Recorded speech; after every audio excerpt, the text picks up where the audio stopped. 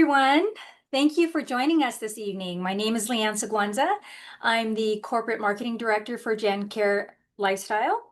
If you're new to GenCare, we are a wellness-focused senior living company proudly serving the Puget Sound region with 6 vibrant communities offering independent living, assisted living, and in Tacoma, Federal Way, and Lynnwood, we offer memory care.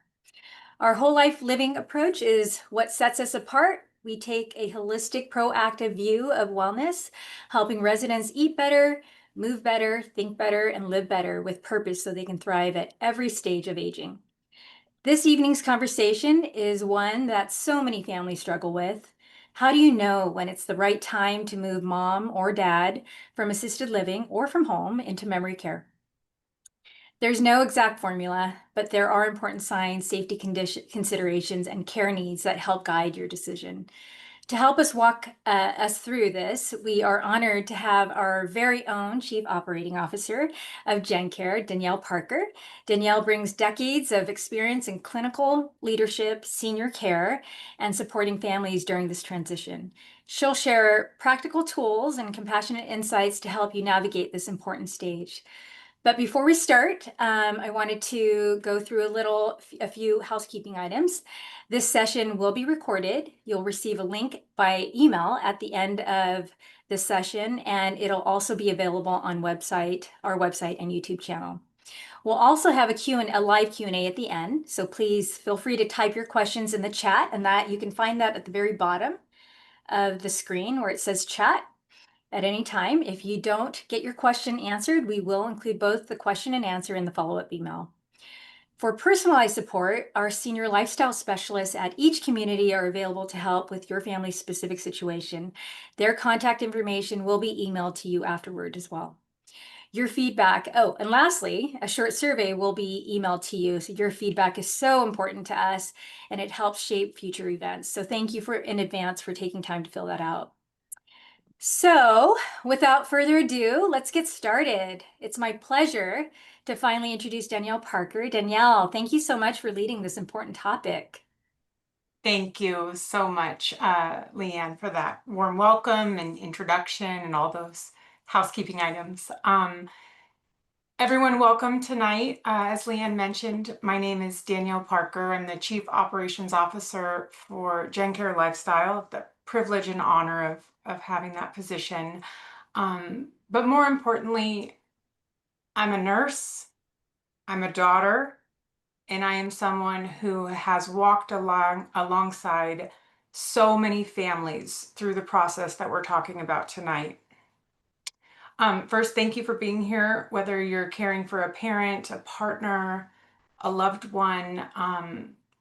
I know that this is one of the hardest and probably most important conversations you'll have. My goal is pretty simple. I want you to leave here feeling more prepared, a little less alone, and a lot more confident in what comes next. The question, when is the right time for memory care? Unfortunately, it doesn't have a single answer, and it really is a journey, just like the disease. So we're going to try to walk along that journey together here tonight. I am going to share my screen.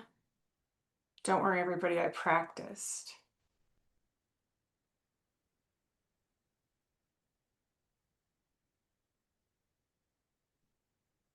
See if is it showing? Oops. Yes, it's good. Danielle. Yes, it is showing. It is not doing what it did before. Oops. Okay, sorry. I don't know. Oh, cue the rain. It's raining right inside my window. Sorry, you guys, it's not No worries. up like it did before. We'll try this one more time.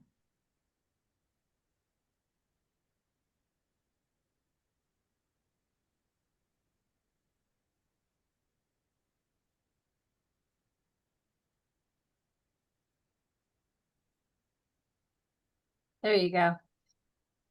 Okay. There we go. Okay. Full screen? Got Full it. screen. Yep. Okay, thank you. Appreciate that. Okay, so here's what we'll go over together for the next 25 minutes. We're going to start with what dementia really is, what's happening in the brain, why it looks different from person to person. We will talk about how to recognize when more support might be needed. We'll look at the difference between assisted living and memory care. Finally, we'll talk a little bit about GenCare's peak memory care philosophy and how we bring safety, structure, and joy together. And then most importantly, I hope you'll walk away with next steps and resources to help your family move forward with clarity and confidence. So let's begin with what dementia is. But before we dive into the medical side of dementia, I want to acknowledge the pretty heavy emotional side. For most families, the journey starts with a social contract, or rather, a promise. And it kind of sounds like this, and you might have said it to a loved one. Someone may have already said it to you once in your life. But the words are, I will never put you in a home. I will never put you in a home. It's said out of love, it's said out of loyalty, and it absolutely feels absolute. But the promise is really deeper than I'll never put you in a home. The promise is truly, I believe, and for many of us, I will never leave you alone. Think about the promises we make to our kids as they're growing up. When they're young, we say, I'll always be right here. I'll always be right beside you. When they're young, that means physical presence. You will probably always stand right beside your child. But as they get older and they grow and they move out and they build their own lives and their own families, it becomes less about physical presence and more about emotional presence. Unwavering love, unwavering support, you're always there. Maybe not physically, but you're always there. The same is true when you care for a parent or a partner. Someone struggling or diagnosed with Alzheimer's and dementia, the circumstances have changed. Their needs have changed, but your commitment hasn't changed. Your promise hasn't changed. Choosing memory care isn't about breaking your promise. It's about keeping your promise just in a new way. That's why the conversation tonight, it's not about convincing you. It's more about giving you clarity so that when the time comes, you can recognize it and you can see it and you can know that you're still doing right by your loved one and that you're not breaking any promise that you made to them. And there's actually really good news on the other side of making the move into memory care. Statistics prove that 85% of residents who move in make new friends, and 69% of those residents report feeling significantly less lonely after transitioning. So let's look at what dementia really is. Dementia in itself is not a normal part of aging. It's a progressive change in memory, in thinking, and in behavior that eventually interferes so significantly in one's independence that they're not safe alone. And there are different types. There's Alzheimer's disease, which is the most common. 6.9 million Americans are diagnosed with Alzheimer's disease today. But there's also vascular dementia. Is Lewy bodies dementia, frontotemporal dementia. And while their symptoms look similar and they overlap, every person's journey is very unique and very personal. So individualized care plans and care matter because there's not a one-size-fits-all approach to taking care of an individual with Alzheimer's or dementia. It's really about understanding the progression of dementia. That's the important part. And we stage dementia. There's early stage dementia, and that's where I'll hear families often say, something just doesn't feel right. Something feels off. You might notice forgetfulness, repeating questions, they're losing their words. And unfortunately, during early stage dementia, this is when medications are the most effective, but this is also when it is least diagnosed. And I'll give you kind of an example of why that is, because think about a time that you walk into a room to grab your car keys.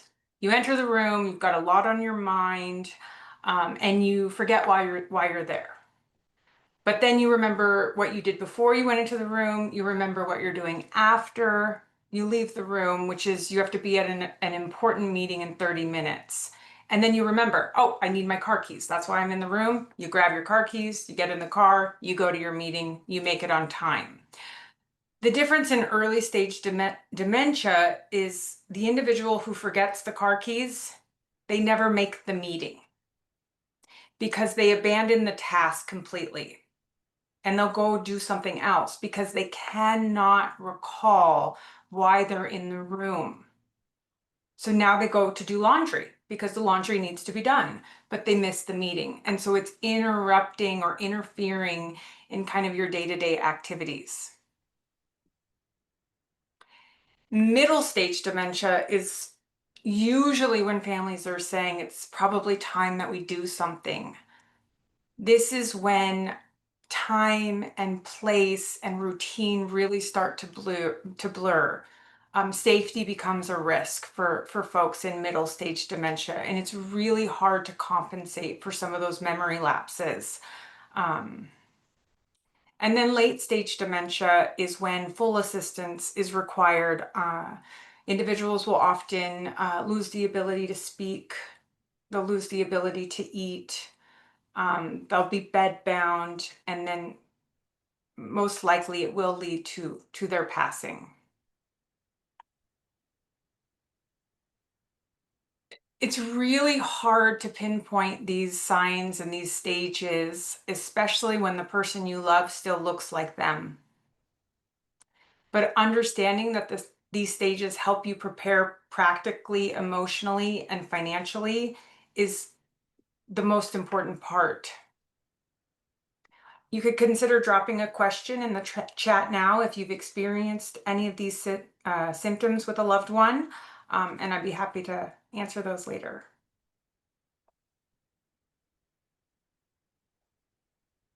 So when is it time for signs that it's time for more support, possibly memory care? So I would say it's memory loss that disrupts daily life. It's missing meals, forgetting medication, getting lost. There are safety concerns. Maybe the stove is being left on, frequent falls. There's wandering at night, so you're afraid to sleep. There's behavioral changes. Maybe it's agitation, withdrawal, confusion. And it is really normal for someone that was pleasant their whole life, was a people pleaser, kind, a volunteer, to then have a completely different personality when they're affected with dementia or Alzheimer's. That is very normal, but it can be very difficult. And then one sign that is so important, but it's so often overlooked, is caregiver stress. There is a terrible statistic that says the caregiver for the loved one with dementia or Alzheimer's is more likely to pass away before the individual with the disease. When caring begins to affect your own health, your peace, that is a signal too. That is just as important because burnout doesn't just impact the caregiver, it ripples through your entire family. And these are the moments that I've heard families say, I love them too much to do this by myself. And that's a really bold statement. So let's meet Joan. She's wonderful. She lives at one of our communities in Lynnwood. She was fiercely independent. She loved to walk. She loved to drive, to explore. But one day she drove all the way to the Canadian border and she couldn't remember how or why she was there. Luckily, the folks there at the border were able to figure out who she was and find family and call her family so that they could come and get her. But her family realized love alone was not keeping her safe. Keeping the promise to keep her out of the home was not keeping her safe. Circumstances had changed. That's when they reached out for help. And Joan's story after moving in is not about loss. It's about a turning point for her and her family, that when they chose memory care, they weren't giving up control. They were actually getting some of it back, and most importantly, they were getting back peace of mind. And that picture of Joan there, she's at the Alzheimer's walk with the group of residents and staff from our community. And I think that was last year. She had a wonderful time. She still gets to go on drives. She still walks. She enjoys nature. She smiles. It's really a joy to see.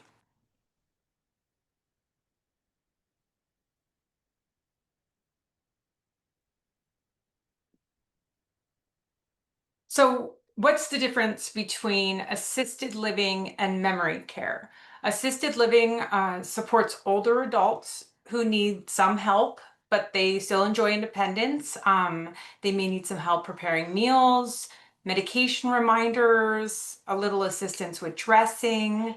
But memory care is different.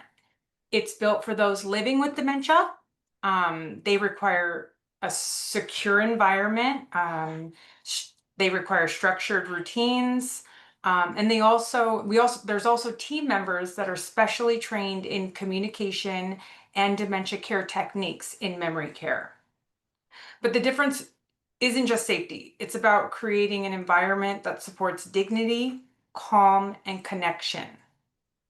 And connection leads us to something that many, many families overlook, and it's the hidden risk of waiting too long. One of the biggest fears and the most frequently asked question I hear is, what if we move mom too soon? What if it makes it worse? But waiting too long in and of itself carries its own risks. Social isolation, repeated hospitalizations, falls, caregiver exhaustion, all of those things have tremendous negative effect on one's health and quality of life. Loneliness alone, the research suggests that mortality risk increases at the same rate as someone who smokes 15 cigarettes per day. Because we're social creatures. We're not meant to be alone. And folks that are diagnosed with Alzheimer's and dementia and are experiencing memory loss, cognitive lapses, are slowly becoming more and more isolated from their world. It's why shared living in memory care settings makes so much sense, and it really can make a difference. Residents eat together, they participate in group routines, they feel a sense of belonging. There are social cues to help them feel grounded in their day and time. Isolation can shrink the world around a person. Memory care, programming, and shared living can expand that world again through laughter, rhythm, human presence, their roommate getting up to go to breakfast. And when the right move happens at the right time, life can absolutely change for the better.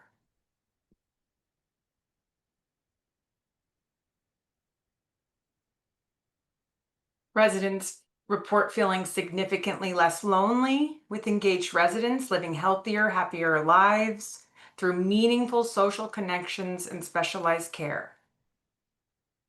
Here's Bonita. She's another resident. She's living in our Federal Way community. She lived in assisted living, in an apartment in assisted living, and over time she became more and more confused, especially at night.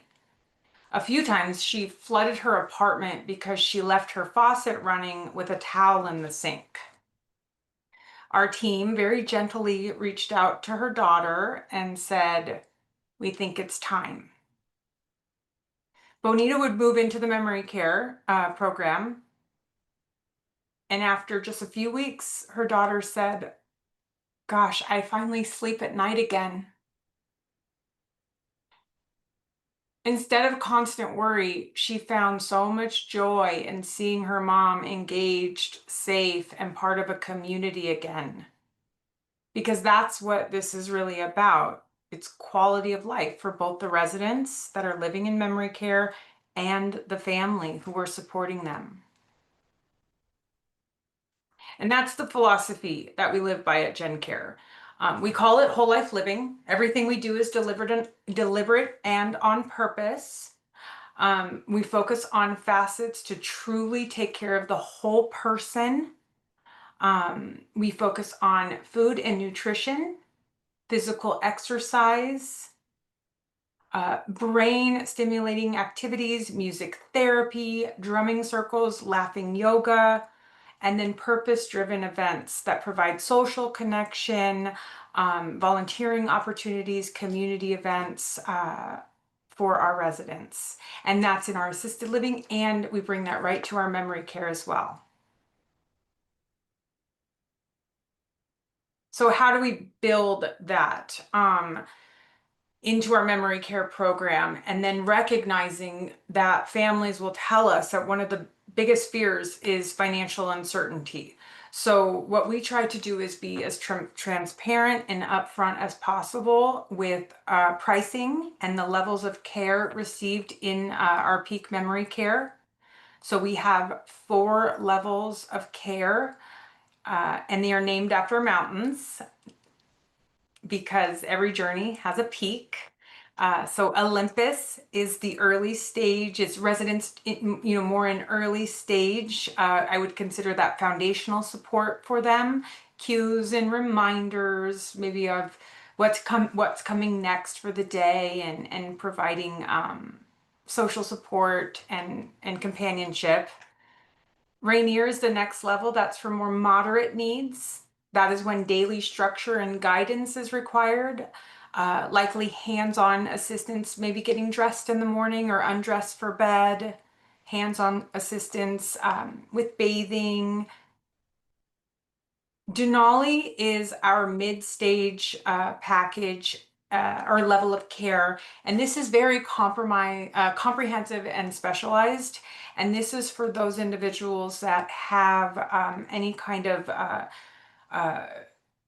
agitation or any kind of emotional outbursts or behavioral issue that maybe is a little bit more difficult to handle, but we can absolutely intervene and help those individuals. Oftentimes when that is happening, when there's increased agitation or maybe a demanding personality, or for maybe someone is not taking their meds because they feel like they're being poisoned, that's usually an unmet need somewhere else. And our staff is specially trained to figure out what that unmet need is and anticipate it so that those things don't occur. And then the final stage is Everest. This is advanced dementia. It's complete support services throughout the day and night, and then it will go all the way up to end-of-life compassionate care services. Families say that this structure helps them plan with confidence so they can focus on obviously what matters most, which is their loved one. And we have full transparency in the pricing of these. And then there is communication with families to let them know when their loved one may need the next level of services if they do. So let's talk about what happens after the decision is made. Oh, I'm sorry. For more support with financial resources, GenCare has partnered with Elder Life Financial, and they are a financial concierge service, and they really can help sit down one-on-one and talk to family members about finances, because that's really not our specialty. We really focus on the care that the loved one needs, but because finances are such an important topic to our families, we wanted to have a trusted resource that families could turn to get advice on VA benefits, long-term care insurance guidance, home sales, the proceeds of home sales, and how that can affect advanced care planning for a loved one. And Elder Life Financial is a resource available to all family members, whether currently living in our communities or considering moving into our communities, or just out in the community. There's no obligation to GenCare. They're a resource for all. So now let's talk about what families say when after they move in and decide to move a loved one into memory care. So many times they say that it feels just like home. That our teams know the residents. They know their loved ones' stories, their habits, their favorite songs, that when they come to visit, they don't feel like outsiders. They feel like they're a part of something bigger. They feel peace of mind. They see their loved one experiencing the quality of life that they so desperately wanted for them. And sure, we're proud of recognition that we've earned nationally for providing memory care services, but what matters most are the everyday moments of the connection, laughter, purpose, and calm that we get to help be a part of with our residents and their family members. Giving them the space to come together and smile and enjoy the moment is the most rewarding part of the job. So if you're wondering what to do next, here's a few ways you can start. Experience peak memory care for yourself. Come, take a tour, feel the energy, meet the team, hang out in memory care. So many families will say, it's just not the right time. We're not ready. She's not ready.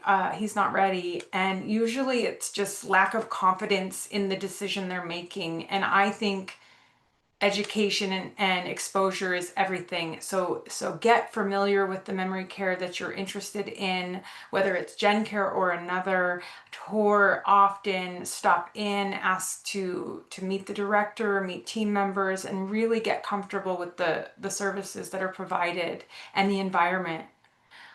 Schedule a consultation with a nurse wellness director in a building. They can help walk you through your loved one's individual needs, what a care plan could look like, how much it will cost, what a day would look like for your loved one. Read the family care guide that will be sent as follow-up to this webinar. Inside it has home safety tips. It has an assessment to ensure that the home is safe or not safe.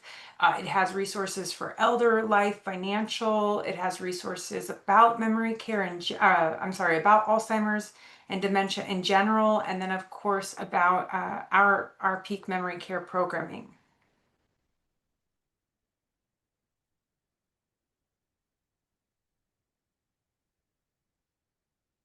But most importantly, remember that memory care isn't about losing independence. It's about gaining quality of life for your loved one and your family. The journey can be absolutely overwhelming, but you're not alone. And our team is here to guide and support every step of the way. with no obligation needed, no commitments needed, just to be a resource and a friend to you and your family during this journey. There are so many people out there struggling with this exact same issue and situation. But we all know that it's uniquely personal and ours to carry. And so you need the support to help feel confident in the next step that you're making. And know that what you're doing, even just being here on this webinar and listening to this, is very brave and very bold. So thank you for that. Thank you for spending the time with me tonight, for caring so deeply for your loved ones. I know it's emotional and complex, this decision. We would love to continue the conversation and walk you through what this might look like. But for right now, I would love to open it up to individual questions that anyone has, if there's anything in the chat, and then just kind of dialogue through any questions for the group. Yeah, there's quite a few, Danielle. Oh my goodness, great. Let's go through I'll pull a few. Let me One, is anger go. or aggression normal? Let me really quick. Let me go off of my screen share. So we have a conversation. Stop. Okay. What was the question? Is anger or aggression normal? Oh gosh, normal. That's a heavy word, isn't it? What is normal? I'm not normal. It can be. It can be. I would say I would say anger and aggression is common. Especially especially early stages, you might see it present itself because people can feel what's happening. People know that this forgetfulness, remember, it's not normal part of aging. They can feel it. They can feel it. They made the decision to just forget why they were in the room and not get the keys and go do the laundry. And then they're going to have the repercussion of meeting the meeting or missing the meeting, right? That makes people angry. There's a lot of control lost in this disease for everyone, but especially the individual that's in early stage, and that makes people angry. It does. And then if they progress along and maybe they're not feeling it happen to them, maybe they're further along in the disease and they're not feeling it anymore like they did early stage, then we get into an unmet need situation. You know, there's so much isolation in dementia and Alzheimer's, that people lose some of that physical connection, some of that intimate, touch, the hugs that they once had, those connections with family members that are what make us, feel alive. And that can also cause agitation and aggression that otherwise would not have occurred earlier in their life. So it's hard to say, is it normal or not, but I would say it's common. And if you're experiencing it, you're not alone. Good. Can you tell me how to approach my family member when they are in the early stages? That's when it's the hardest and that's why it's underdiagnosed, because it's normal forgetfulness, right? Or we compensate for a memory lapse. Or maybe there's hearing issues or vision issues that are compounding it. And you say, well, I just didn't hear you, right? So it's really difficult. I would say an honest conversation.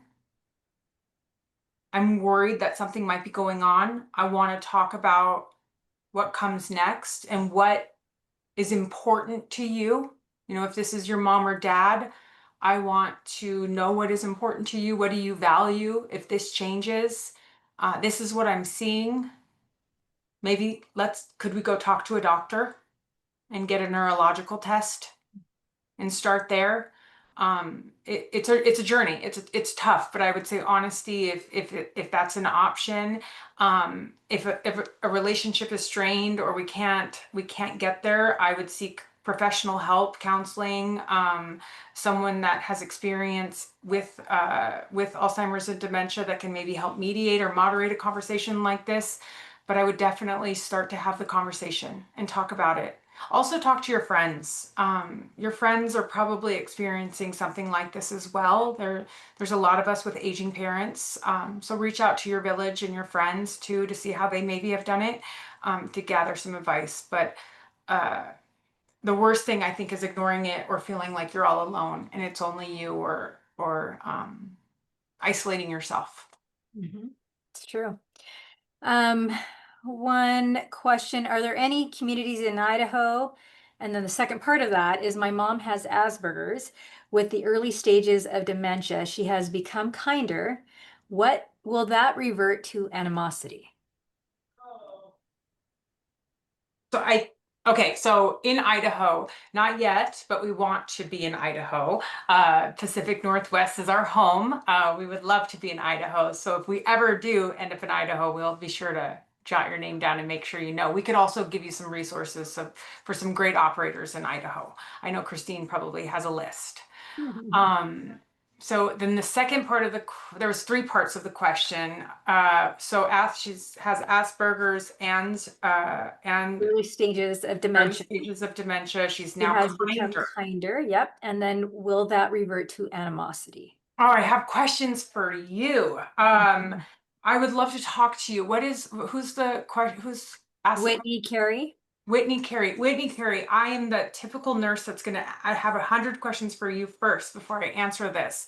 So I'd love to talk to you, Whitney, but I think if this is a departure from her normal personality, the kindness, or she's more kind than normal, that's very normal or common, I should say, to see that sort of juxtaposition in personality when Alzheimer's or cognitive impairment comes about.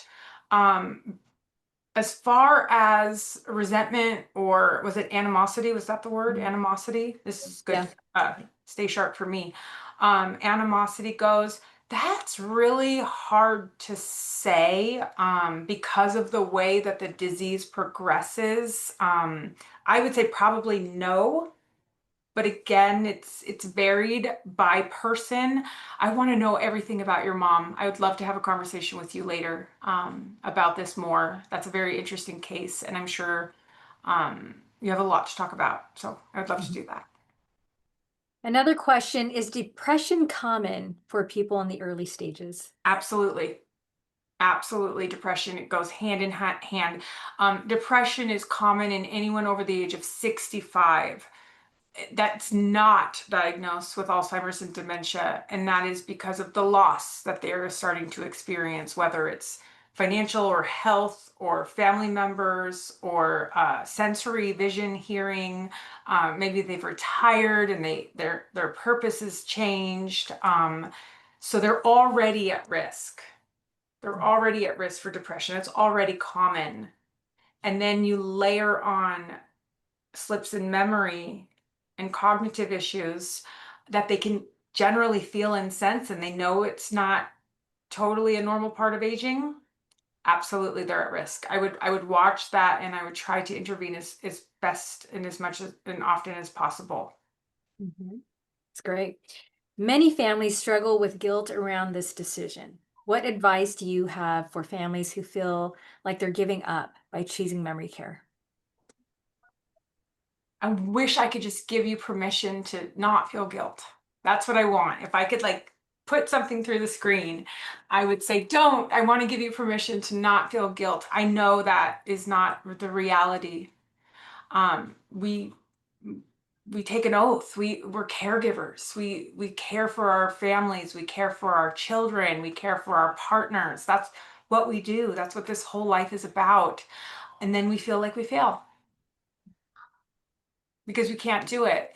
But I'm going to tell you right now, if I told you that you have to go build a Boeing plane that how many, 100 passengers are getting on tonight to fly across country, and you have to do it, you would tell me I have no training in that. What are you thinking? You could not expect me to build a plane that 100 people are about to get on. You also don't have training, professional training in dementia and Alzheimer's. Mhm. And maybe you do, but most people don't, right? We're going to think you don't. So you don't have specialized training in dementia and Alzheimer's. You're not a paid caregiver. You didn't work your entire career or life to become a nurse and dedicate your life to nursing profession bedside. And that's okay. Mhm. You don't have to do it. You just need to ask for help, and it's okay to ask for help. Yeah, I totally understand that. And sometimes your own culture gets in the way of that. Hmm. So I get it.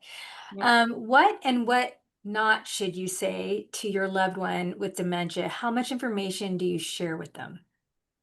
It depends on the stage. It really, really depends on the stage. You want to be careful. You want to treat them as as though they are an adult, because they are an adult. Mhm. You don't want to hide things, especially if they are able to track those conversations. You want to make your loved one a part of the decision making process early on. I would say simplifying choices, simplifying decision making. Would you like this or this? Making sure that those questions are simple, and not multi multi parts. But as the disease progresses, that does change a little bit. We call it in the profession, we call it gentle deception.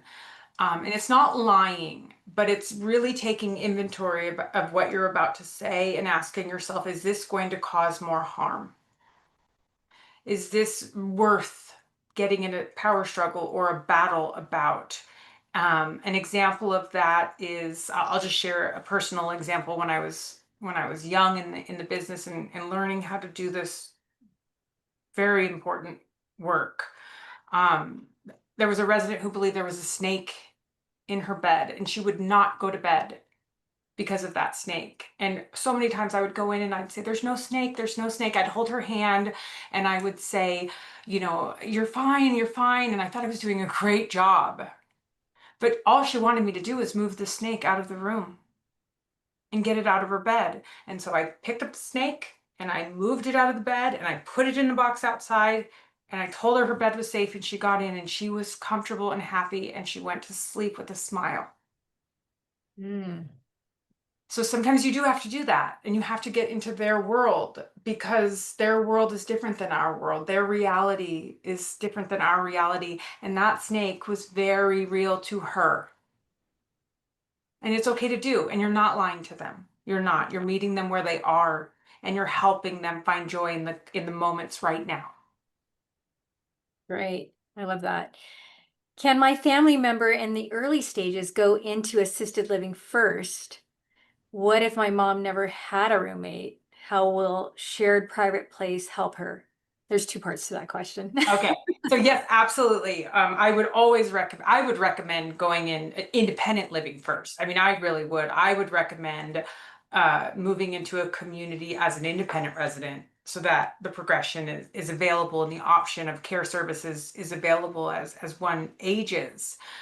So often people move in after something bad happens, and seeing that time and time again, I feel so bad, because you never want something bad to happen before someone makes a decision. And then it's like, oh, is it too late? Or, what were the consequences of that?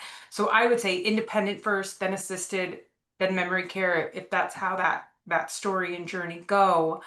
Um, but as far as shared sweet, companion living, going back to social isolation, I mean, we are social creatures by nature. We are. I mean, we are designed to live with people. There is research that suggests that we are supposed to live with people, and people that live in Mediterranean villages in certain parts of the world live longer because of the communal environment of that part of the world, not to mention the great food that they have and the fact that they fish and eat legumes and all of those wonderful Mediterranean things. But the social aspect is so critical. And so companion living and memory care, it's to me, it's really intentional. It's deliberate, and it's by design to spark the social cues in someone. Just seeing their roommate get up to get ready for breakfast, seeing their roommate go into the dining room to eat, that might actually help someone that's having a hard time remembering that they should eat. And maybe there's even been some weight loss as a result of that because there's just not an interest to eat, but they're seeing their roommate go into the dining room to eat. That can be very helpful and very grounding for a person that's in that phase of their life. Many people, think about our lives and what we experience. Growing up as young children, we're in families. We go to school surrounded by people. We go off to college. We might live in a dorm surrounded by people. Maybe we go to the military. We're surrounded by people. We go to work. We're surrounded by people. Even in these virtual settings, we find ways to connect, faces to each other. So we're always surrounded by people. And even if they didn't have a roommate, I'm sure there was experiences in their life that they were surrounded by people. And so many families will say, I thought this was a terrible idea. I didn't think it would work, and it worked. And they thought it was the best decision ever to put their loved one in a situation where they had a roommate. um, and then we're very, we try to match people. We look at personalities. We make sure that those personalities will work together. We'll help handhold in the beginning of the transition to make sure that it's working, and keep an eye on things to make sure it's working, and then constantly give family feedback.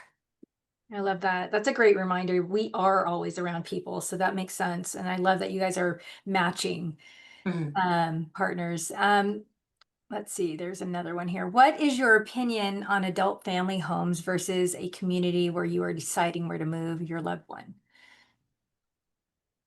That's a great question. Adult family homes can be wonderful. I mean, they can. Some can be wonderful.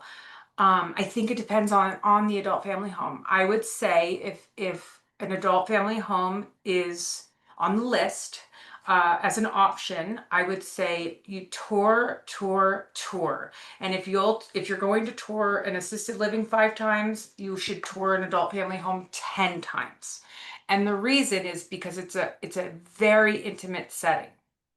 And in a very intimate setting, things can go very well or they can go very bad, just like at home with our own families. We know how that goes.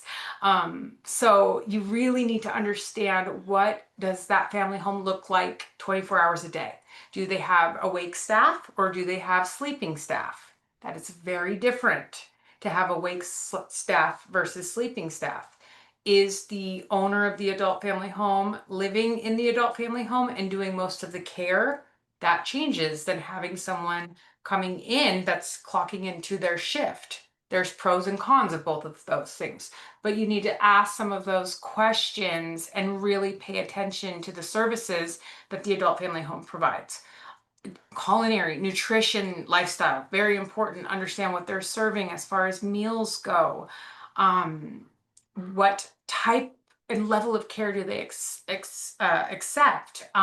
Really, really just inquire about how the adult family home runs.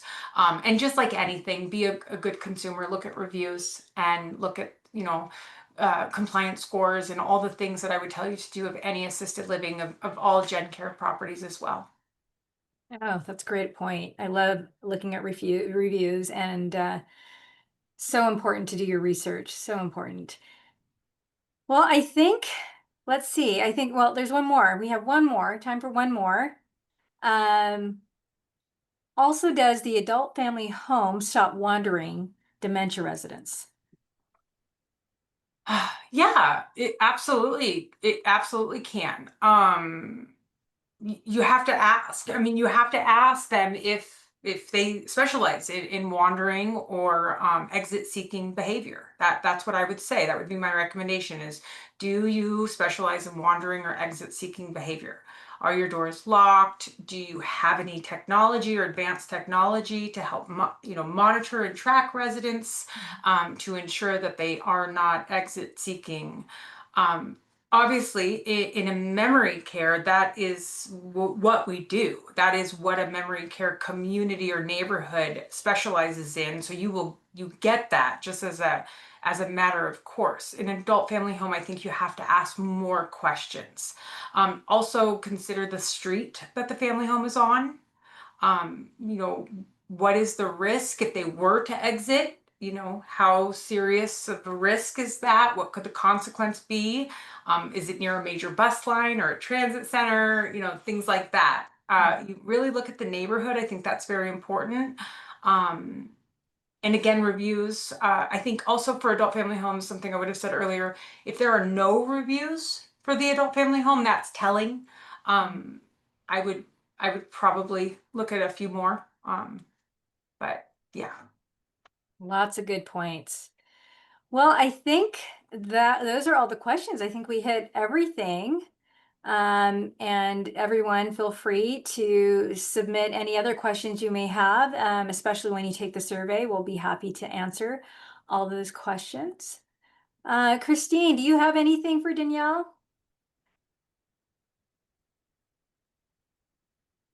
Hi there. Hi, Danielle. Good to Hi, see you. Christine. You did wonderful. I'm getting all kinds of kudos. So a lot of people really learned a lot from you tonight. So thank you so much, Danielle. We always appreciate you and appreciate listening to you and learning from you. I don't really have anything this evening except to let everybody know that we will be sending out the caregiver guide, resource guide. It will come via email and it will be arriving next week. Great. All Okay. right. Well, thank you guys. On behalf of myself, Danielle, Christine, the entire GenCare Lifestyle team, thank you for spending the evening with us. Have a wonderful night. Thank Hi. you. Bye-bye. Bye.